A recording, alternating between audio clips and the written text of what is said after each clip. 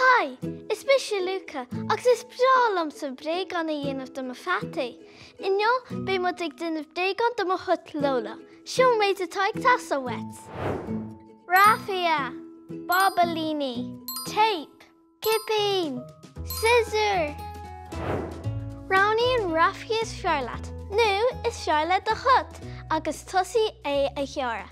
Is féidir iad a dhearr cécho fada, nu cécho gar is atá tusa agus do hut a gera.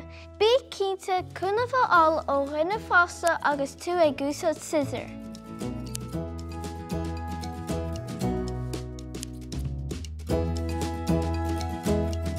Gar harta 7 písa. Fá písa teipe agus cur sí sé mardaí. In 10 grama an rafiate.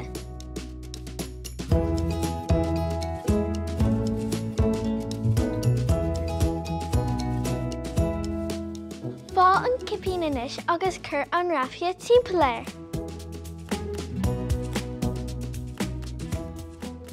Is bra le cut sa bheith sprí le lírdí.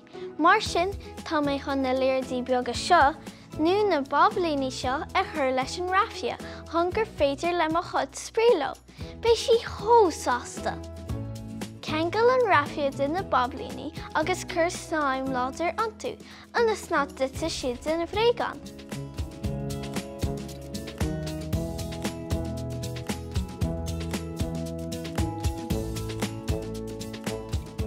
Agus sin é, tá Bréagán glóta agam do mo chut. Cynnyr sé seo gnáchach hi. Sin é weimse don lánia, go dtíon chéir dú eile, slán go fáil.